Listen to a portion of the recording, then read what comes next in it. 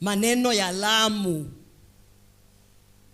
Jana tumeona women rep wa Lamu wamesimama kujaribu kutuimbia maneno ya tutam sijui nini, lakini kitu ambayo amesahau, hajui kazi yake huko Lamu.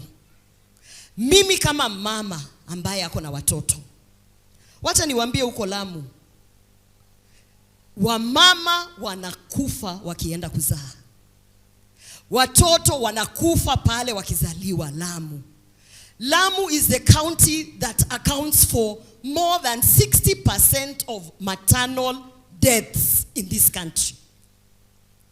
Alafu unapata kiongozi ambaye amepewa kura na hao wamama na hao watoto ambao wanakufa kwa hizi hospitali, anasimama katika jukwaa, anaanza kusema sisi hatujali, mara tutam. Wewe kwanza rudi huko Lamu kaangalia wale wamama ambao wanakufa.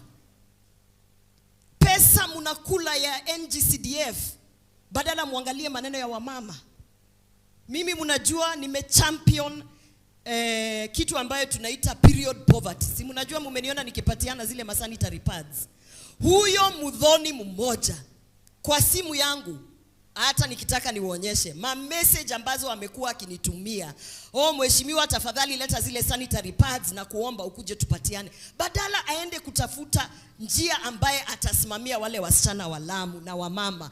Kazi ni kutembea left right na center, akienda kuuza sera ambayo hata hajui ni nini. Akisema tutamuulize sanitary pads mumepatia wamama, akisema tutamuulize wale wamama wanakufa pale kwa sababu wameshindwa maneno ya Linda Mama imetolewa.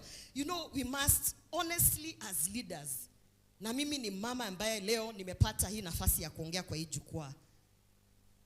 Wale aspirants wote mumesimama hapa, uongozi ni Mungu anatupatia, lakini nayo tukichezea huyo uongozi vile ambavyo naona watu wameanza kuchezea hiyo uongozi, lazima tupigane, tuchukue hiyo uongozi, turudishe hii nchi mahali ambapo inafaa kuenda.